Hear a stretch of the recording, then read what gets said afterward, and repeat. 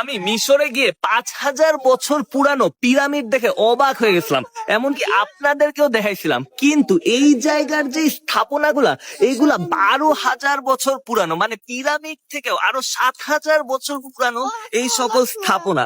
মানুষজন তখন কিভাবে এত আগে, 12,000 বছর আগে পাথর কেটে, পাথর টেনে এই স্থাপনাগুলো বানাইছে, এটা অবিশ্বাস্যকর ব্যাপার।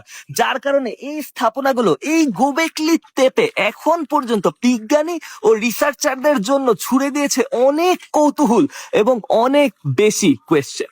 প্রমাণ পাইছে যে মানুষজন অনেক কমপ্লেক্স আর্ট, অনেক কমপ্লেক্স জিনিসপত্র করতে পারতো, বিল্ড করতে পারতো, সোসাইটি হিসেবে থাকতে পারতো। এই জায়গাগুলো আপনি দেখেন, এই যে এই টার্কির এই জায়গায়, তারপর ইরাকে, সিরিয়াতে, মানে আমাদের নবী রাসূলরা যেই জায়গাগুলোতে আসছিল, ঠিক সেই জায়গাটাতেই কিন্তু এই টাইপের অ্যাডভান্সড কালচারাল অ্যাক্টিভিটিস এর প্রমাণ পাওয়া গেছিল। এক্সোটিক আর্টিফ্যাক্টস, বারিয়াল প্র্যাকটিসেস, মানে আমরা যে কবর দেওয়া যেটাকে বলি, সেই কবর দেওয়ার প্রমাণও পাইছে এই জায়গাগুলো। আর এই গোবেকলি তেপেই প্রমাণ করে যে এই ইসলামিক ব্যাখ্যা সত্য। সোসাইটি নাকি অনেক পরে ফর্ম হয়েছে।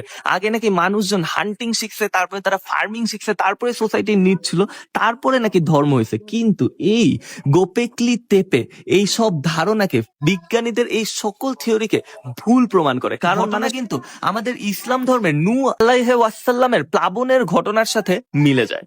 গোবেকলি তেপের এখন পর্যন্ত মাত্র 5% অংশই আবিষ্কার ও খনন করা হয়েছে। বলা হয় যে গবেষকরা এর থেকে বেশি খনন করেনি, যাতে পুরো সত্য সকলের সামনে না আসে। এই জায়গা থেকেই নাকি ধর্ম পালন করা শুরু হয়, এবং এই জায়গাকে কেন মানুষজন মন্দির বলে চালিয়ে দিচ্ছে, এই সকল জিনিসই বলেছি আমার সম্পূর্ণ ভিডিওতে। আর আমার সম্পূর্ণ ভিডিওটি আছে আমার ইউটিউব চ্যানেলে। কমেন্ট সেকশনে আপনাদের জন্য লিংক দিয়ে দিচ্ছি। আপনারা অন্য যাদের ভিডিওই দেখেছেন, বাংলাদেশি ইউটিউবাররাও এই জায়গাকে বলেছে পৃথিবীর সর্বপ্রথম মন্দির। কার কার ভিডিও আপনারা আগেই দেখেছিলেন এবং আমার ভিডিওতে কি কি ডিফারেন্ট ইনফরমেশন পেয়েছেন, আমাকে অবশ্যই কমেন্ট সেকশনে জানাবেন।